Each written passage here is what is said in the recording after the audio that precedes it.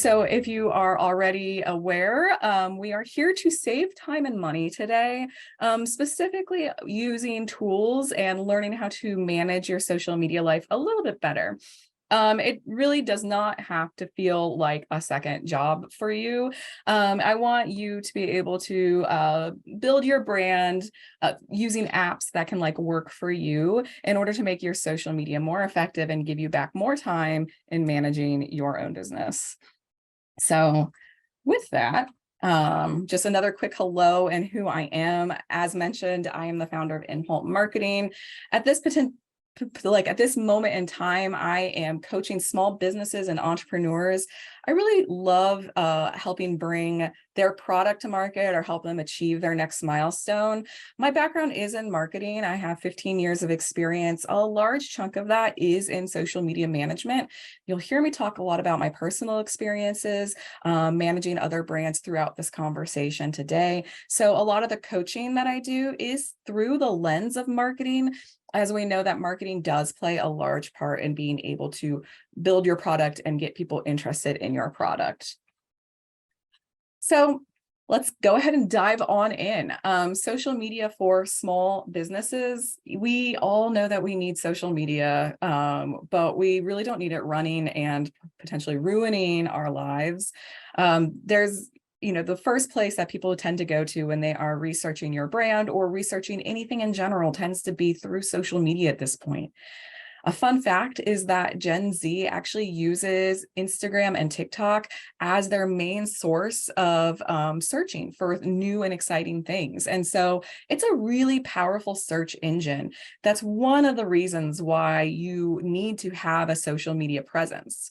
Now, I do like to talk clients through which social media channels are really, really important for them. It doesn't have to be all of them, but to have some presence out there is going to be important in elevating your brand, bringing your story to life, and helping you connect with your community and your audience as well.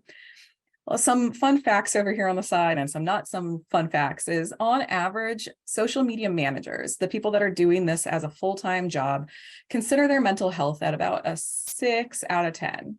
That's not terrible. That's doable. But during a crisis, mental health drops to nearly 4.5 out of 10 for most social media managers. Crisis can be anything from a communications crisis with your brand, somebody's unhappy, you might have made an accidental flop in something that you said or something that you produced, or it can be a local crisis, something happening in your community, or a national or global crisis. Social media managers are really the front line for a lot of brands. I can speak personally to this as somebody who managed social media for a consumer packaged goods company that experienced an outbreak of listeria, as well as a social media manager for a community college during the height of COVID. All of these factors really weigh on a social media manager because they're the ones that are constantly out there creating content, putting content out there, and communicating with the larger audience and getting a lot of feedback, whether it be positive or negative. So just know that I'm going to talk about mental health a few times during this conversation because it's really important to learn and set boundaries as somebody who is working in social media at all. So here's the social media challenge that we face today. As small business owners, you may or may not have somebody on your team that is able to create social media content and manage social media for you. If you do not, you probably fall into one of these categories. Hopefully, it's over here in more of the majority. About 50% of small business owners that have been interviewed say that they spend about 6 hours a week managing their social media. That's not terrible. That's roughly 1 hour a day and some change. That's doable by most standards. However, I would hate to see you end up in the latter half of this slide. Even at 30%, where 6 to 10 hours a week, they're managing social media, or anywhere between 11 and 20 hour plus of managing their social media as a small business owner. Now, if your brand or your product is something that is digital and online, that might make a little bit more sense for you to spend some more time on social media as your own business owner. But if you're running a shop, if you're producing physical products, spending all of that time in social media can be, it takes away from some of the other things that you need to be doing as a small business owner. It's taking away from building and creating a better product. It's taking away from paperwork. It's taking away from HR and finances. It's eating up more of your time. And so that becomes a big challenge for small business owners. We know we need social media to be able to reach people, but how do I make sure that it doesn't cannibalize all of my time? Another part of this social media challenge is the time spent. So, and the hardest tasks tend to be finding and posting content. When I work with clients currently and we talk about their social media strategy and their goals, they are often coming at it with an idea or a thought that social media, I should be able to produce content pretty quick. Oh, you should only spend 5 minutes on that, 10 minutes on that. But in actuality, finding and posting and producing that content does take up the majority of our time. It is some of the harder tasks because we want to be able to nail the content. We want to be able to nail the voice and tone. And that takes a lot of time and effort, and a lot of going back and editing and rewording things so that it resonates better and performs better on social media. The learning and education part also is important. This is attending webinars like you're doing today, or it can be reading articles about the latest trends or the latest tools. Analyzing efforts is important, though maybe not as tough, because really you're just looking at numbers and taking the content that you've already produced and looking to see what has performed well. Personally, analyzing is one of my favorite things to do. I do tend to approach social media management and marketing with a very data-heavy mindset. So getting into an Excel spreadsheet, getting into the back-end dashboard of a social media platform is really actually fun for me. It is time-consuming, not as much as, creating the content itself, but for me, it is a bit more fun. Then competitor analysis, this is going around and looking at how other folks in your industry are talking about their product, what kind of content they're putting out. So this is kind of background things. It shouldn't take up too much time. It's a little bit of an easier task because you're now becoming a consumer. And one of the things I also like to tell people when they are starting out building their social media strategy is to think about how you use social media. So when you are looking at competitor analysis, this should be a low effort thing, though, depending on how large your brand is, it might take some time for sure.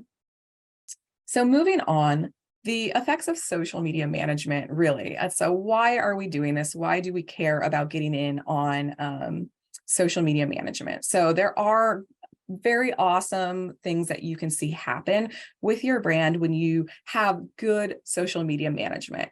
You will see an increase in your brand visibility by producing better content, by putting content out there at ideal times. You'll see more eyes on your brand, which can translate to things like enhanced customer engagement and loyalty, as well as a boost in website traffic and conversion. So if you do have a shop set up, an online shop set up, good social media management is one of the factors that will drive more conversions on your site. And to be honest, too, one of the things I loved most about social media management was that middle part right there, that engaged customer, the enhanced customer engagement and loyalty. I loved having that conversation back and forth with audiences and making them feel like they were a part of the inner circle of your brand. That increases loyalty in your brand and creates little mini evangelists everywhere that want to talk more about your brand, which in all actuality lightens the lift a little bit for you as marketing, right? So the more people you can get out there talking about your brand, the easier your job becomes. However, there are some things to think about as poor management, right? So if you have poor social media management, this can really damage your brand reputation too. Just not being out there or posting subpar content, your product might be amazing, but if your social media voice and tone and the content that you're putting out there is just, copy paste content or using very bland templates that isn't really reflective of the time and effort you put into your product, people may not be enticed to approach you. People may not be enticed to become a fan of yours. Also, poor social media management, aka not being there, not being present, could be a missed business opportunity for you too. By being engaged in social media spaces, this allows you a chance to converse with your audience, converse with the atmosphere out there, and understand good connections you might be able to make to help bolster your goals as well. And then just in general, there's a decline in customer satisfaction and increased churn on your engaged customers, right? So if you're not engaged, they're not going to be engaged is the bottom line there. So there's a lot of reasons to have good social media management out there. And you see some of the negative effects. But this feels very overwhelming, especially as a small business owner. Again, like I mentioned, you have other things that you need to be paying attention to. Why does social media matter though? At the end of the day, this is why we're having this conversation. This is why we want to talk about your social media presence for your brand. Internet users spend about a third of their time on the internet on social media itself. So they are on there. You might as well meet them where they're at. And that's a big tool too. That's a big way to think about saving yourself time and energy as well, is learning to meet your customers where they're at. Earlier, I talked about how I like to go through and figure out what channels are appropriate for each brand to be on. And that comes down to understanding your audience. Is your audience on TikTok? If not, then you don't need to be on TikTok. Is your audience spending a lot of time on LinkedIn? If so, then you need to be on LinkedIn. So that kind of helps save some time too, because you don't have to put content on all 20 different social media channels that there may exist out there. Also, among American internet users between the ages of 18 to 34, which may be your desired demographic of your audience, almost 40% have bought a product from social media. I know I'm guilty of this. Again, thinking about us as users, I will be scrolling and will be hit with a very niche ad that is highly tailored to my interests.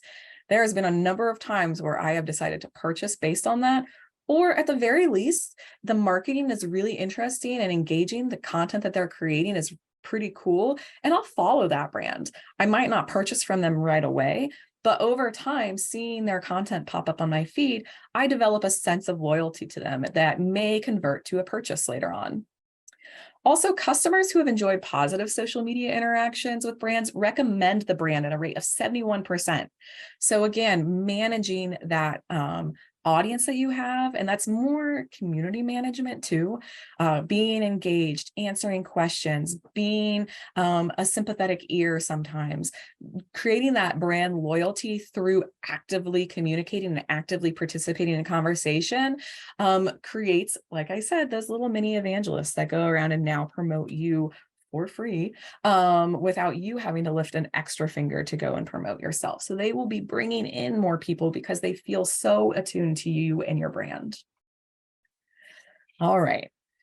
We're about 20 minutes in at this point, and I've gone over and told you all the reasons why social media matters, why you can't ignore it, and also how difficult it can be to manage. So let's talk about some tools. The next few slides, I want to talk about the heart of this. What are some tools that you can use to make your life a little bit easier when it comes to managing your brand online? We'll talk about Meta first and foremost. Meta is a completely free tool. And for those that are unaware, Meta is Facebook's, Facebook, Instagram, and I believe now Threads parent company. And so Meta offers you business opportunities through connecting to your business account. There's a free scheduling tool that exists. It is very easy to purchase ads as well through Meta. And you can tag your products as well on Instagram and Facebook. So again, if you're running an online shop, this is a great opportunity for you to go through and tag your products. That makes that conversion rate easier as people become more they like your brand a little bit more. They see that there's an opportunity to purchase. It's just a one-click over to your shop, you're getting them where they're at. And that's really useful. You can also use Meta to schedule to stories, which I think is also one of those important features for people that keeps them maybe more on their phone versus being out in the world and managing their business, right? Stories is kind of the tough one. So stories in the moment, like if you're using Instagram and Facebook stories to capture an event in the moment, you will need to use your phone and the native app for that. But if you want to schedule stories around a certain product release or letting people know of a potential event that you have coming up, you can schedule those in advance and take a lot of time and effort off of your plate. There are some cons to using Meta. There is no Facebook group management tool right now. And if you are a business owner that manages a Facebook group for your audience, that you'll just still have to do that kind of natively through Facebook.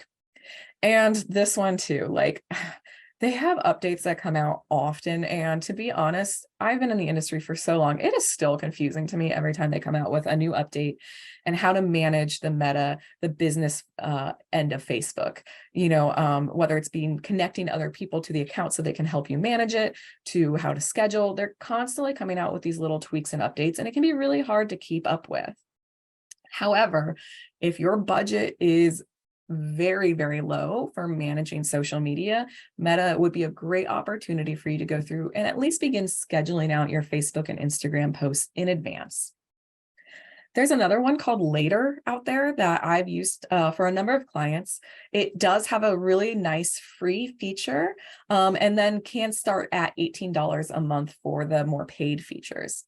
So it is inexpensive, which is nice. And Later also owns Linktree, which is one of those link in bio type companies. So it's nice and integrated into their product. So if you already have a Linktree profile, or if you don't, you can create one through Later and seamlessly get people to go to your bio and shop using your posts.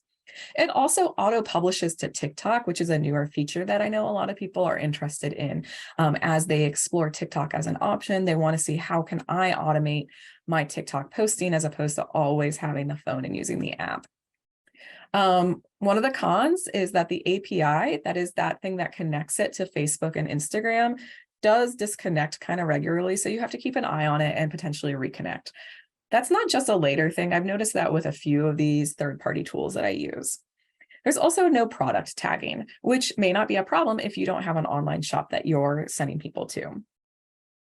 Buffer has a free option with the beginning of $5 a month per channel. So Buffer can add up. It's not just starting at that $5 a month. It does have Canva integration, and I'll talk about Canva here in a moment, which is pretty awesome and powerful. It does support Facebook groups as well, and it has a Shopify integration. So if you are a business owner that has a Shopify account, Buffer may be something to look into to be able to integrate your social media posting with your Shopify account. There's no product tagging though, however, so you can't go through and tag on Instagram and Facebook for your products. And there's also no auto publishing currently to TikTok. So there's one more, HootSuite, and we're going up to HootSuite being free to start with, starting at $49 a month for their paid subscription. Again, it does have Canva integration. It has a great user interface. I do speak from experience here. I very much like the user interface for HootSuite. And it supports the most amount of channels. I used HootSuite at one of my previous positions, and we were able to connect something like 100 different social media channels. Had a beautiful dashboard there. I was able to manage all conversations and replies. And if you have a larger team too, you can assign people certain tasks to do.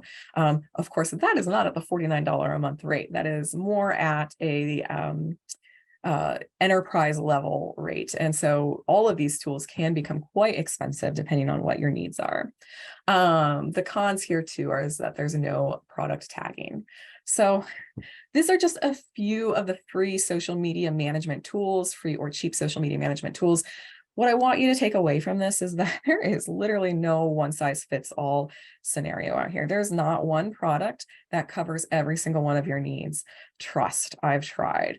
A lot of larger brands or corporations will use multiple tools to try and accomplish their goals. And that can become pretty pricey. So it really does become about what are your channels that you're looking to manage, as well as what are your business goals in general. And that might help you determine which platform to go with. So some other free and cheap tools that you might want to add to your toolbox as you look into relieving some of your time in social media management.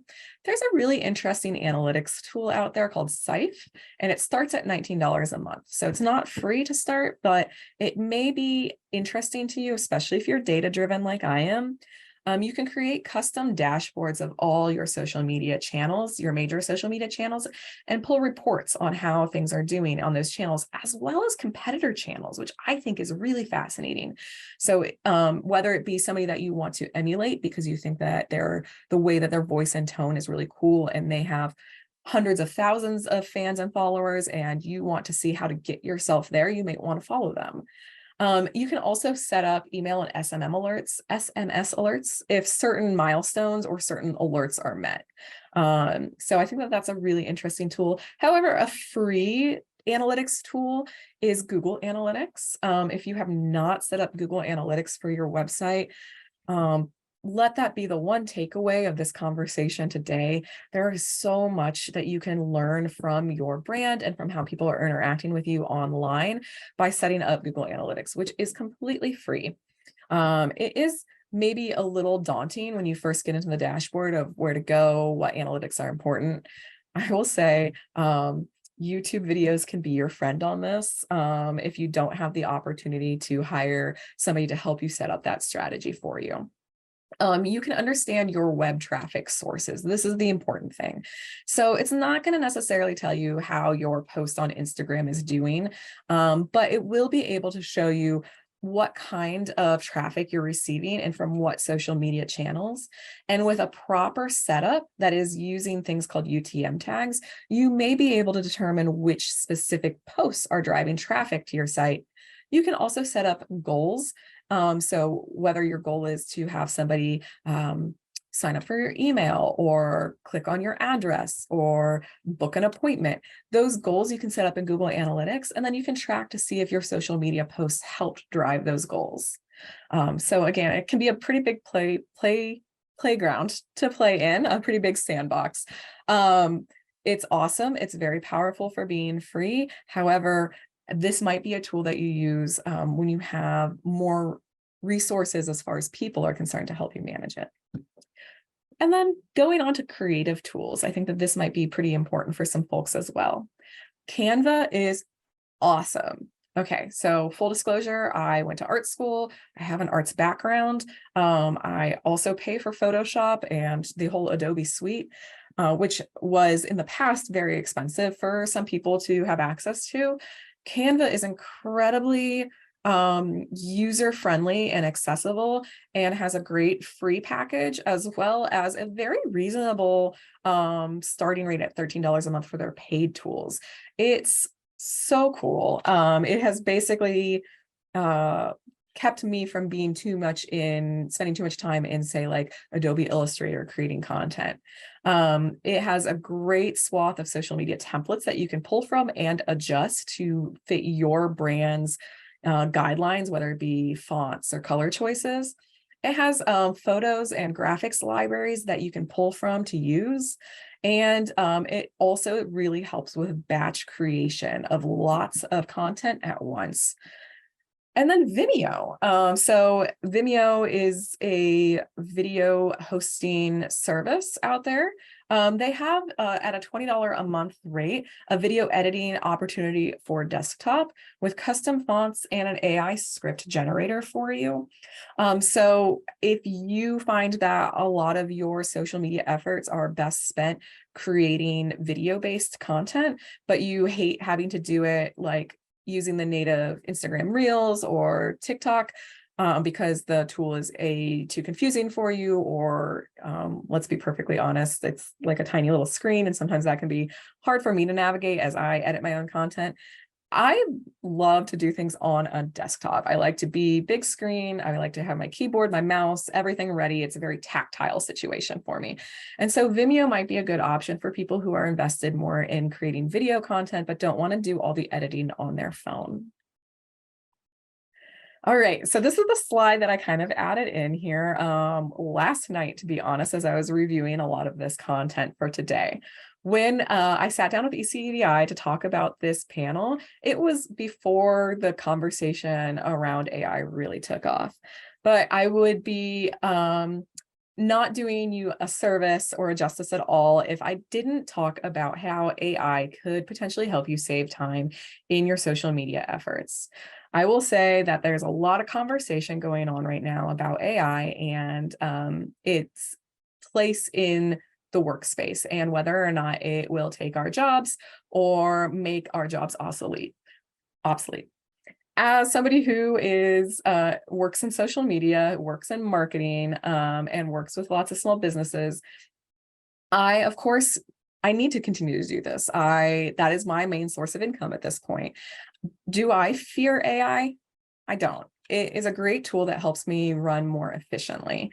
Here are some ways that AI can help you save time. You can prompt AI to help you come up with some content.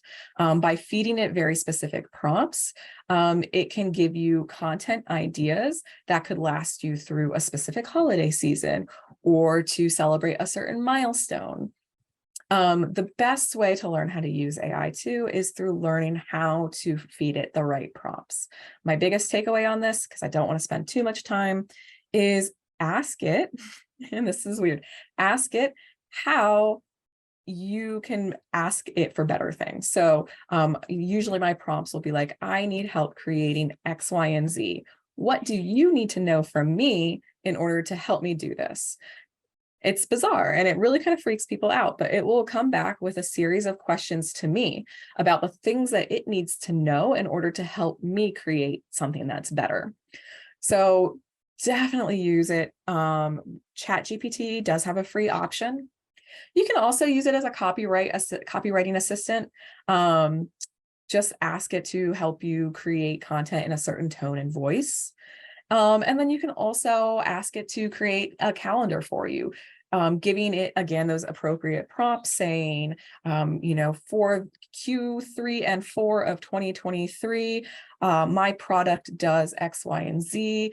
I want to be able to create a content calendar where I am posting to Facebook twice a week. I want to make sure to highlight these certain holidays. Also, I have a new product release on this date. Help me come up with a good content calendar, and it will spit something back for you. It'll take a little bit of time off of your shoulders, off of your schedule. You still have to do work though. And I think that that's the big takeaway when it comes to AI. There's still work that you need to do. It is not a shoving it all down ChatGPT's throat and I'm spitting it out and you don't have to lift a finger after that. It's just great for organization, in my opinion, and to kind of help get the ball rolling creativity. So things to watch out for, however, are tone, brand, and consistency. Definitely have run into this a number of times where I will ask ChatGPT to help me create a post for such and such client. I still have to go in, regardless of how much time I tell it its tone and voice, and go in and edit it so that it doesn't sound like it's just coming from AI. So there's still that human element and human touch. It's not going to have the same experiences that we have. And I think that that's important to know and to take away from AI. It is a machine learning, so it's learning based off of everything that it has access to, but what it doesn't have access to are the human experiences, right? So our human experiences and our reactions to things. So that's where the human voice and element needs to come back in. So you can have it help you start writing, but definitely go in and copy it, like clean it up a bit for sure. Context too, like it may not be able to read certain contextual situations correctly. And then audience engagement and responses. I would stay away from using AI tools right now that would help you auto reply to people, because again, context is important too. And it might miss out on certain nuances or certain ways that people use emojis that might make you look kind of foolish if you're just using AI to do it. So I definitely would love to have you explore ChatGPT as an option to take a little time off of your calendar each week, but know that you always need to go back through with your human eyes and double check. So creating manageable content calendars is going to be pretty big for you as well. Content calendars allow you to outline your social media strategy for a given time period. Again, it's really important to go back to the basics sometimes and understand, what is your business strategy? What is your business goals? And how does social media fit into that?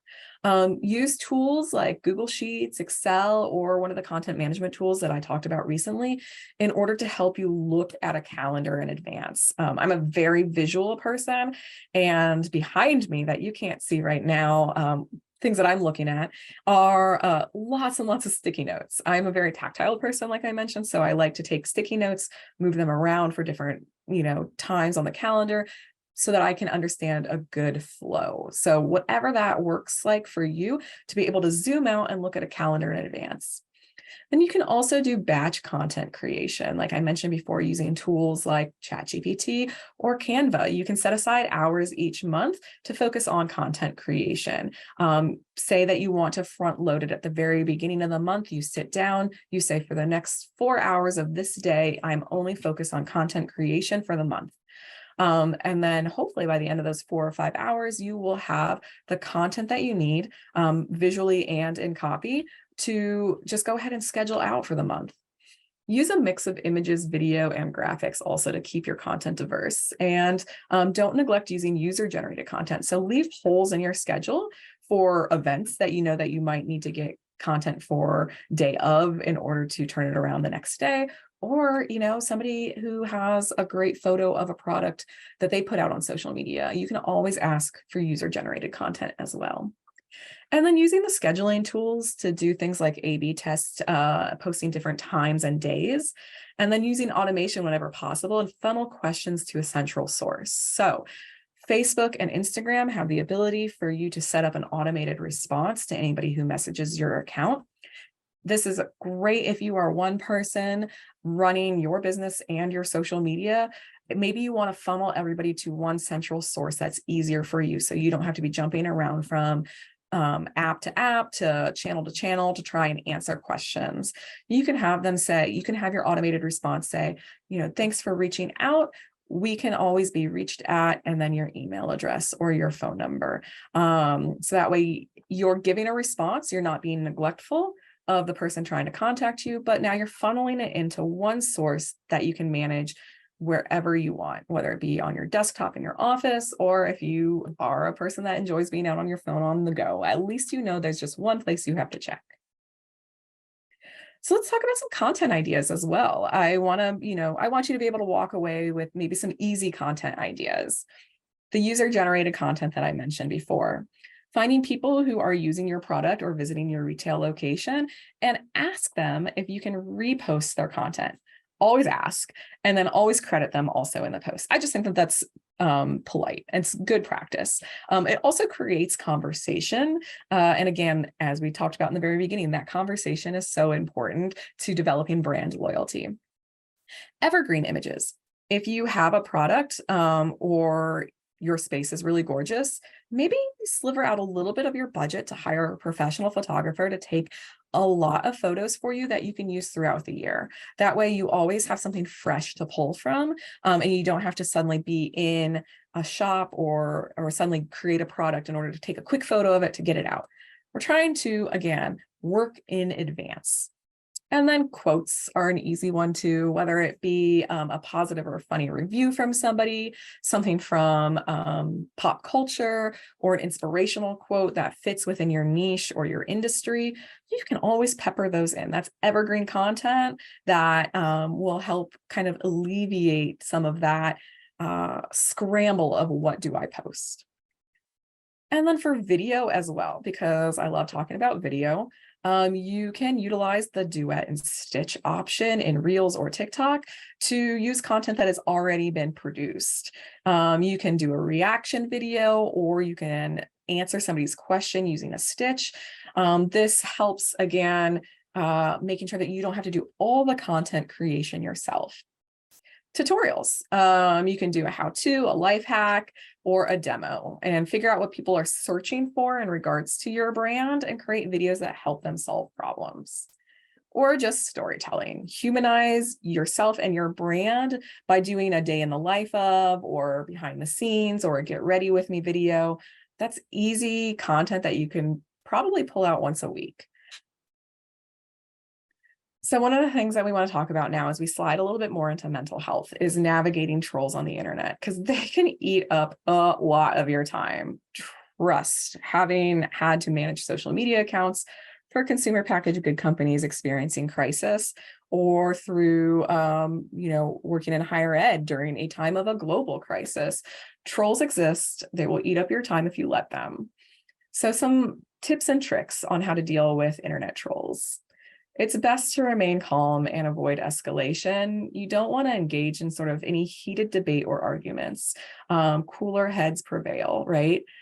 But then respond professionally also, and with empathy. Avoid getting defensive. I know that this product, this brand is your baby. You feel very, very close to it. There has been so many times where I just want to yell at somebody on the internet that you don't understand what it's like. You're not in the office with us. You don't see the product being made. You don't know the decisions. You don't know the conversation.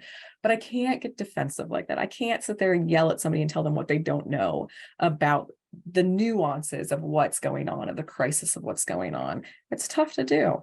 We have to avoid getting defensive and instead respond professionally and with empathy. I like to acknowledge their feedback or story. That's a great way to handle it. One of the first things I tell clients in crisis communication too, or in handling negative feedback, is that often people just want to be heard. Like they just want somebody to acknowledge that their experience was an experience. And then by acknowledging that, you almost always de-escalate the situation right away. Avoid a public back and forth if you can. You can offer to take things to email to continue the conversation. You can offer up a phone call. But by taking it offline, then you are avoiding any like negative back and forth or misunderstanding. As you may be aware, sometimes things that you type don't come across the way that you intended them to. And so they can be misconstrued, especially by outside parties who are even a part of the conversation. You get people viewing your conversation with somebody that you think you're de-escalating it, and then somebody decides to chime in with their 2 cents. So obnoxious. It is okay to stop responding at a certain point too, and you can use moderation tools to filter out certain languages.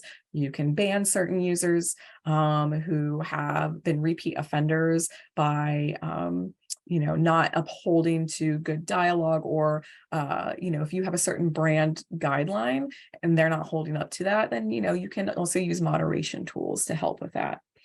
I think at the end of the day too, one of my big tips is really look at the comment and decide whether or not it needs addressed. If somebody's just telling you that you suck, you probably don't need to address that, and you don't need to engage with them. I also don't feel like you need to delete them most of the time either, because let your loyal fans come to your defense for you.